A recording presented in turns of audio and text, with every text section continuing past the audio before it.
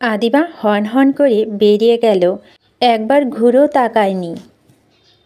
আদি তার চলে যাওয়ার দিকে নিশ্চুপ চেয়ে তাকিয়ে রইল। চোখ দুটো ভরে উঠেছে, কিন্তু আদিবাকে সে বাধা দেওয়ার কোনো প্রয়োজন বোধ করেনি। যে মেয়েটা তার কাছ থেকে দূরে গিয়ে শান্তি খুঁজতে চাইছে, সে মেয়েটা তাকে অসহ্যকর মনে করে তার জন্য এত উতলা হওয়া আবশ্যকতা নেই ভেবেই নিজেকে সান্ত্বনা দিল। আদিবা আদিকে যেভাবে দোষারোপ করল, আদির জায়গায় অন্য কেউ থাকলে তা নিশ্চুপ অনুশোচনা হতো, কিন্তু আদির অনুশোচনা হচ্ছে না, তার কষ্ট হচ্ছে। বুকের মাঝে চিনচিন ব্যথা অনুভব করছে। আদির চোখ ভরে এসেছে, সে সবার সামনে কাঁদতে চায় না, তাই শান্ত পায়ে নিজের ঘরে দিকে এগিয়ে গেল। বিছানায় গায়ে এলিয়ে দিয়ে চোখ বন্ধ করে নিল। আচ্ছা, তবে কি আদিবা সত্যি আমায় চায় না? আমি এতই খারাপ, আমার মতো ছেলেকে কেউ পছন্দ করবে না, তাই না? আমিও জানি আমাকে পছন্দ করার মতো কোনো কারণ নেই, আমার আচরণ স্বাভাবিক না, কিন্তু আদিবা কেন বুঝলো আমি যেমনই হই আমার ভালোবাসার কোনো খাত ছিল না। মানছি আমি অন্যদের মতো ভালোবাসতে পারিনি, আমার ভালোবাসা বেপরোয়া ছিল, তাই বলেও ও আমার ছেড়ে চলে যাবে, আমার কাছে থেকে পালানোর জন্য ব্যাকুল হয়ে পড়বে। আচ্ছা আদিবা, তোর মনে কি একটা বারের জন্য প্রশ্ন জাগলো না আমি কেন সেই দিন বাসা ছেড়েছিলাম সামান্য বকার জন্য?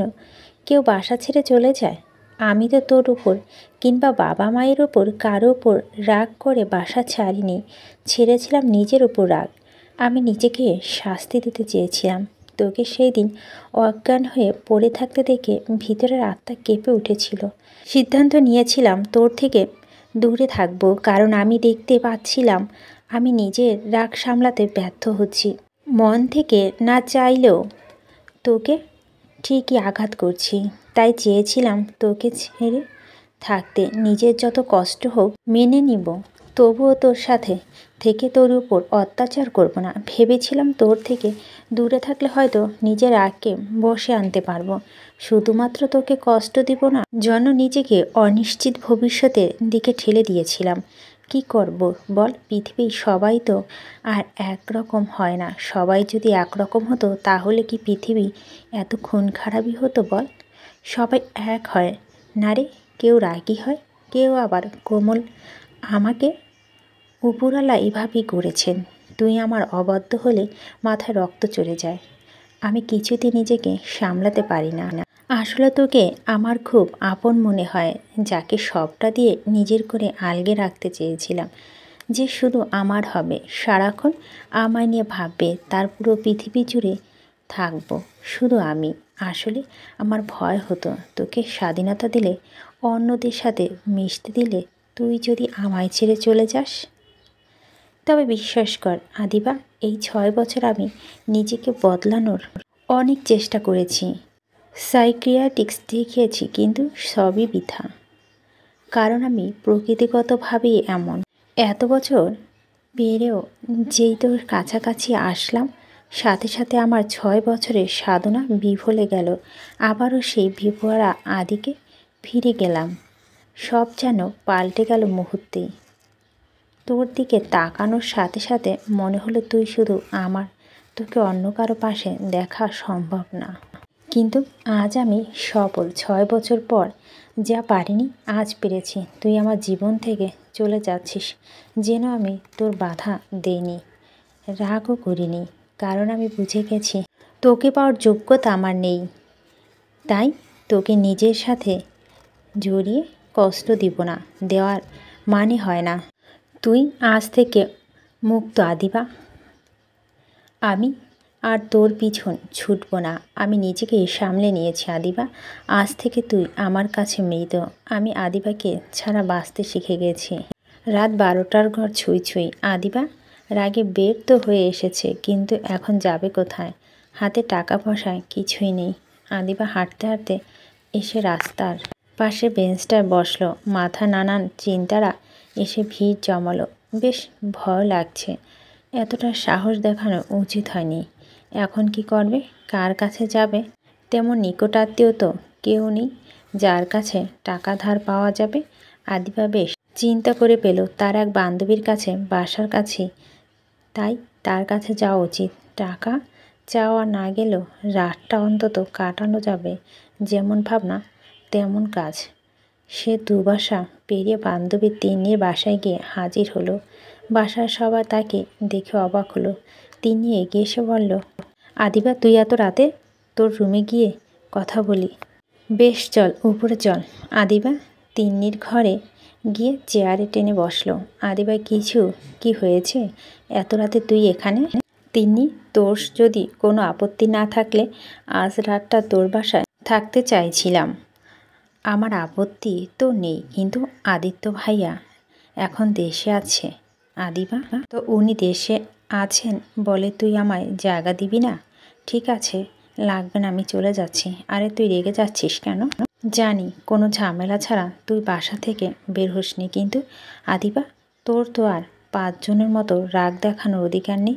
বাসায় কেউ কোনো অন্যায় করলে শেষ তোকেই মেনে নিতে হবে। কেন মানতে হবে? আমি কি মানুষ নই?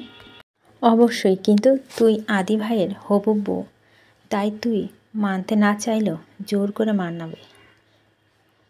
আদি ভাই যদি জানতে পারে তুই এখানে, উনি কি সেটা মানবে? ছোটবেলা থেকে দেখে আসছি তোর অন্যদের সাথে মিশা আদি ভাই পছন্দ করে না। অরিনাপু এঙ্গেজমেন্টের দিন তোকে কেমন মাঝরাতে এসে নিয়ে গিয়েছিল, যে রাগে উনি, ওনার রাগে আমার আর কিছু যায় আসে না। তাছাড়া উনি জানবে কি করে? হাসালি আবিদা, তুই ভুলে গেছিস ফয়সাল ভাই আদি ভাইয়ের বন্ধু। ফয়সাল ভাই অবশ্য বলে দিবে। আর কিছুক্ষণ পর যদি আদি ভাই এসে তোকে টানতে টানতে নিয়ে চলে যায়, ছোটোবেলায় যখন খেলতে আসতি যেভাবে নিয়ে যেত ঠিক সেভাবে নিয়ে যায়। আদিবার তিনি কথা বলছে। এদিকে ফয়সাল আদিত্যকে ফোন দিল। ফোন তুলে আদিত্য শান্ত গলায় জবাব দিল, বল। কোথায় তুই? কোথায় থাকার কথা? বাসায় আছি। আর এটাও জানি তুই এত রাতে ফোন কেন দিয়েছিস। কেন জানিস? তবুও বাসায় বসে আছিস। দেখ, চাই মাঝরাতে এসে ট্রেনে হেসে নিয়ে যাওয়ার চাইতে এখন নিয়ে যা। না, আমি অসভ্য না। আজ রাতটা আদিভাইকে তোদের ওখানে থাকতে দে। এটাও সম্ভব? সম্ভব। আর শোন, সকালে আদিবা চলে যাওয়ার সময় কিছু টাকা দিয়ে দিস। তোর হাত থেকে নিতে চাইবে না। তিন্নিকে দিয়ে বলিস। মানে বুঝলাম না। এত মানে বুঝে তোর কাজ কি? যা বলছি সেটা কর, বলে আদি ফোন কেটে দিল। আদিবা সারা রাত একবারও চোখ বন্ধ করতে পারেনি, তাই সকাল হতে না হতে বেরিয়ে যেতে চাইল। তিন্নি এসে তালে আটকে দিয়ে কিছু টাকা দিল। আদিবার কথা বাড়ায়নি, কারণ তার এখন টাকার প্রয়োজন। আদিবা এসে ট্রেনের টিকিট কাটল আর মোটামুটি 5 ঘন্টা পর গ্রামের বাড়িতে পৌঁছালো। নির্জন নিস্তব্ধ। বাড়ির মানুষ তো দূর, একটা কাকপক্ষীও নেই। পড়াবাড়ি এর চাইতে আর বেশি কি হবে? কত বছর হয় কেউ আসে না। আদিবা দরজা খুলে ভিতরে ঢুকতে গা ছমছম করে উঠল।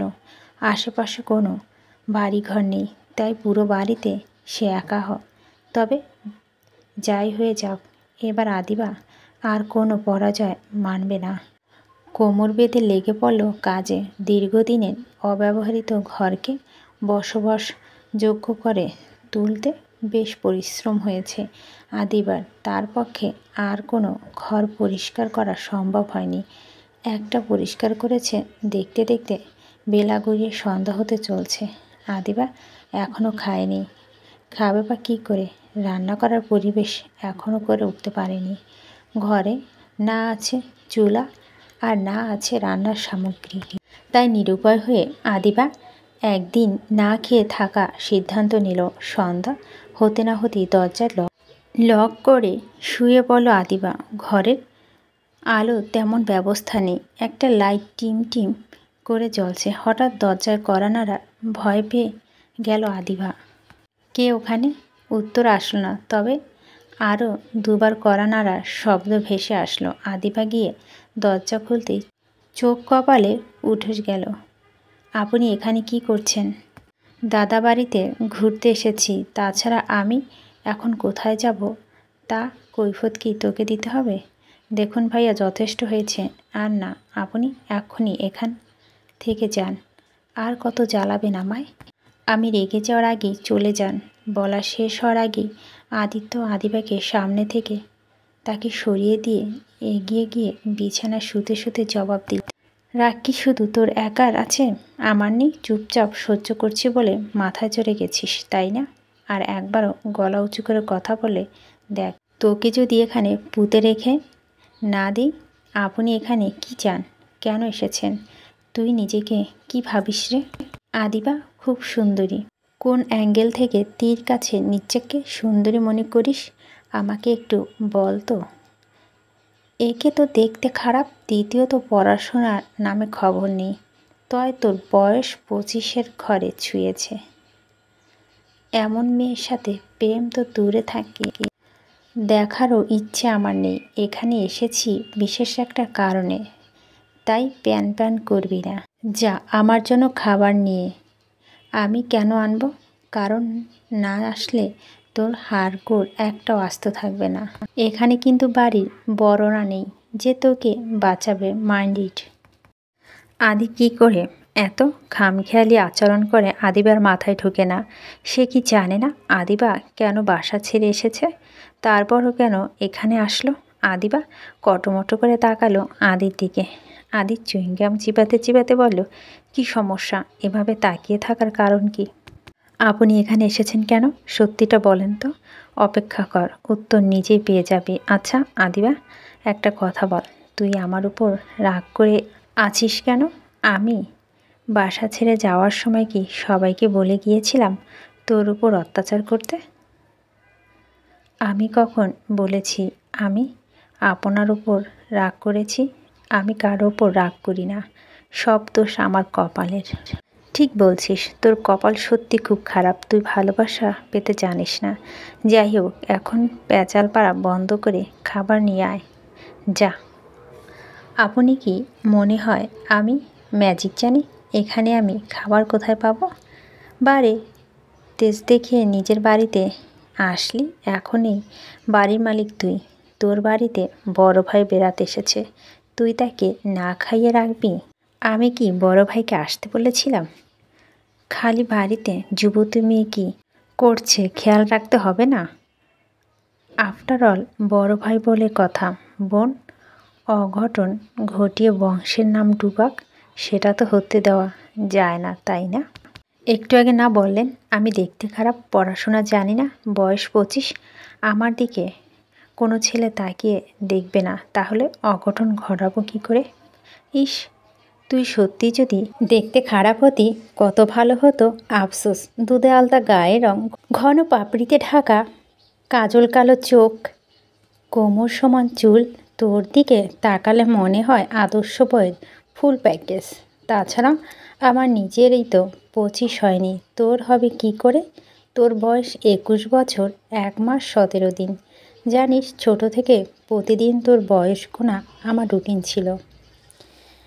এক দিন করে গুনতাম কবে তোর 18 হবে। ইচ্ছে ছিল তোর 18 হলেই তোকে বিয়ে করব, সেই উদ্দেশ্যে গুনতাম। এখন অভ্যাস হয়ে গেছে। কবে তোর বয়স কত হয় আমি বলতে পারি। আপনি একটু চুপ করবেন? তখন তিরস্কার করলাম, সহ্য হলো না। এখন প্রশংসা করছি, সেটাও সহ্য হচ্ছে না। আসলে সত্যটা কি জানিস? তখন যা বলেছিলাম সেটা মিথ্যে ছিল, এখন যা যা বললাম সবগুলো মিথ্যে। সত্যি বলতে, তোর দিকে তাকালে আমার প্রথমে যে ইচ্ছেটা হয় সেটা হলো থাপ্পড় দিয়ে গাল দুটি যদি লাল করে দিতে পারতাম। জানিস আদিবা, তোকে একদিন হাত পা বেঁধে ইচ্ছে মতো মারার খুব ইচ্ছে আমার। আপনার মতো সাইকোর কাছ থেকে এর বেশি কি আশা করা যায়? এসব ইচ্ছে করে আপনার? আদিত্য হঠাৎ ধীর গলায় প্রশ্ন করলো, আদিবা সত্যি করে বলতো, তোর ভয় করছে না? আদি প্রশ্নে ভুরু কুঁচকে এলো আদিবার। কি বলতে চাইছে? আদিত্য বোঝার চেষ্টা প্রশ্ন করলো, ভয় করবে কেন? তুই আমার ভালো করে চিনিস, অনুমান করতো আমি এখানে কেন এসেছি। আদিগলা আওয়াজ হঠাৎই ভারী হয়ে আসছে। সে সিরিয়াস মুডে কথা বলছে। কথার ধরন দেখে আদিবার মনেও খটকা লাগছে সত্যি তো। এত অপমানের পর আদিত্য এখানে কেন আসলো? কেন এসেছেন? আদিবার কথা আটকে আসছে। আদিবা? ভাঙা ভাঙা শব্দ শুনে আদি হাহা করে হেসে উঠল। অন্ধকার রাতে জনশূন্য নির্জন বাড়িতে এই হাসি বড় অদ্ভুত শোনায়। কারণ ছাড়াই আদিবার কলিজা কেঁপে উঠল, হাত পা যেন কাঁপছে মনে হচ্ছে। আদিত্য হাসি থামিয়ে আবার সিরিয়াস মোড়ে প্রশ্ন করল, আদিবা তোর জীবনে শেষ ইচ্ছে কি? প্রশ্নটা শুনে আদিবা গলা শুকিয়ে উঠল। আদি নিজের ব্যাকপ্যাক থেকে ছোট আকারে চকচকে ছুরিটা বের করে তাতে হাত বুলাতে বুলাতে প্রশ্নটা করছে। সেই ছুরিতে মনোনিবেশ রেখে বলল, কী রে বল, ইচ্ছে হচ্ছে কি? আমার শেষ ইচ্ছে আমি বাঁচতে চাই। বলে আদিবা উল্টো ঘুরে দৌড় দিল। আদিত্য কিছুটা বিচলিত হয়ে তাকালো। এই মেয়ে কি পাগল হয়ে গিয়েছে? আমাবস্যার ঘুটঘুটে অন্ধকারে কোথায় যাচ্ছে তাও? চারদিকে ঝিরঝিরে বৃষ্টি পড়ছে। আদি মুখ তুলে তাকাতেই বাইরে ধপাস করে কিছু পড়ার শব্দ হলো, সাথে আদিবার গলা। আদি দীর্ঘশ্বাস ফেলল। হয়ে গেল, এই নাকি বড় হয়েছে। আদির ফোনে ফ্ল্যাশ অন করে দরজায় গিয়ে দাঁড়াতেই সামনে আদিবাকে দেখতে পেল। সারা শরীর কাদায় মাখা। দৌড়াদৌড়ি শখ মিটে থাকলে ঘরে আসুন। আদিবা গোবেচারা মুখ করে জবাব দিল, ভাইয়া ব্যথা পেয়েছি। আদি এগিয়ে আসতে আসতে বলল, কমন সেন্স জিনিসটা তোর না থাকলেও আমার আছে। পড়ে গেছিস মানে ব্যথা পেয়েছিস, এটা স্বাভাবিক, কিন্তু ভিজতে চাইছিলাম না তাই যেতে বলেছিলাম। যাই হোক ওঠ। বলেই আদি এগিয়ে এসে আদিবাকে কোলে নিয়ে আদির গলা জড়িয়ে ধরল। আকাশে কেঁপে বর্ষণ শুরু হলো। আদির মুখের পানে তাকিয়ে আছে। এই মানুষটা এত রহস্যময়ী কেন? কখন কি করে, কেন করে, এই হিসেব কোনো দিনই মিলাতে পারেনি আদিবা। একটু সহজ সরল হলে কি হয়? আদির সামনের দিকে হাঁটতে বলল, আচ্ছা আদিবা, মানুষ হিসেবে আমি তোর কাছে কত পার্সেন্ট ভালো আর কত পার্সেন্ট খারাপ? মানে আমি কি সারা জীবন তোকে শাসনে রেখেছি, ভালোবাসিনি কখনো? আদিবা চোখ নামিয়ে নিল, উত্তর দিতে পারল না। আদিবাকে চুপ থাকতে দেখে বলল, তোর এমন কোনো ইচ্ছে আছে যেটা তুই আমাকে জানিয়েছিস অথচ পূরণ হয়নি? ভাইয়া। আদি এবারেও আদিবার দিকে তাকিয়ে নি। সামনের দিকে তাকিয়ে খুব সাবধানে হাঁটছে, কারণ উঠোনটা বড্ড পিচ্ছিল। ঘরে ঢুকে আদিবাকে নামিয়ে দিয়ে চুল ছাক্কাতে ছাক্কাতে এগিয়ে গিয়ে ব্যাগ খুলে টি শার্ট বের করে একটা বিছানায় রাখলো। একটা নিজে নিয়ে ওয়াশরুমে যেতে যেতে বলল, ওয়াশরুমে গিয়ে অকারণে অজ্ঞান হয়ে যাচ্ছিস না, তুই এখানে চেঞ্জ করে নে। আদি কিছুক্ষণ পর চেঞ্জ করে এসে দেখলো আদিবা যেখানেই দাঁড়িয়েছিল সেখানেই দাঁড়িয়ে আছে। আদি কিছুটা রাগী ভাব নিয়ে বলল, ঘটনা কি, সঙ্গের মতো দাঁড়িয়ে আছিস কেন? আদিবা উত্তর দিল না। আদিত্য আবার বলল, চেঞ্জ করে নিতে হবে। অন্য সময় হলে এমন কথার জন্য আদিবা রাগী চোখে তাকাতো, কিন্তু এখন যে স্থির চোখে তাকিয়ে আছে। ভাইয়া আপনি আমায় মেরে ফেলবেন তাই না? আদিত্য আদিবার কথা বেশ বড়সড় ধাক্কা খেলো। অবাক হয়ে প্রশ্ন করল, হঠাৎ এমন মনে হওয়ার কারণ কি? বাসা ছেড়ে এসেছি মানে আপনাকে ছেড়ে চলে এসেছি। আমি আপনাকে ছাড়া থাকতে পারবো মানে আপনাকে আমাকে ছাড়া থাকতে হবে। আপনার যেহেতু আমাকে ছাড়া থাকতে হবে, তাহলে আমাকে বাঁচিয়ে রেখে কী লাভ? মেরে ফেলবেন তাই না? সেজন্য এসেছেন? আদিবা তুই তো দেখি অসম্ভব রকমের জ্ঞানী হয়ে গেছিস। তা বুদ্ধিগুলো কার কাছ থেকে ধার নিয়েছিস বলতো? ভুল কিছু বলেছি? ওই ছুরিটা আমার জন্যই এনেছেন তাই না? আদিবার কথায় আদি অবাক হচ্ছে। সে বিছানার উপর ছুরিটার দিকে একবার তাকিয়ে বলল, হ্যাঁ তোর জন্য এনেছি, কিন্তু তোকে কাটার জন্য আনিনি। তুই সারাদিন কিছু খাসনি তাই কিছু ফল এনেছিলাম। আদিবা মাথায় বোধহয় এই সহজ কথাগুলো ঢুকেনি। সে ফ্যারফ্যার করে তাকিয়ে আছে। আদিবা এত বছর তোর মাথায় এইটুকু বুদ্ধি হয়নি? ইডিয়েট, গেলি এখন থেকে? বুঝেছি, তুই যাবি না, দাঁড়া আমি চেঞ্জ করে নিচ্ছি। বলেই আদি এগিয়ে আসতে চাইল। সাথে সাথে আদিবার টি শার্ট নিয়ে ওয়াশরুমের দিকে ছুটল। একবার পরে শখ মেটেনি, হারামি, লাইটটা নিয়ে যা। আদিবা তাড়াতাড়ি আদির হাত থেকে ফোনটা নিয়ে ওয়াশরুমে চলে গেল। ড্রেস চেঞ্জ করে যখন ফিরে আসলো ফোন হাতে নিতেই ফোনের ওয়ালপেপারে চোখ আটকে গেল আদিবার। স্ক্রিনে জল করছে আদিত্য আর আদিবার ছোটবেলার একটা ছবি। মুহূর্তে আদিবা সেই দিকটায় ফিরে গেল। সেদিন স্কুল থেকে ফেরার সময় আদিবা অ্যাক্সিডেন্ট করতে নিয়েছে। আদিবা বাঁচাতে গিয়ে ব্যথা পেয়েছিল আদিত্য। আদিবা সেই দিন সারা রাস্তা কাঁদতে কাঁদতে এসেছিল। আর আদিতাকে সান্ত্বনা দিতে দিতে আদিবা ওয়ালপেপারে চোখ রেখে দাঁড়িয়ে আছে। তখনই বাইরে থেকে আদির গলা ভেসে আসলো, রাতটা কি বাথরুম থেকে যাবি? আমার তাতে কোনো অসুবিধে নেই, দরজাটা লক করে দিচ্ছি, দাঁড়া।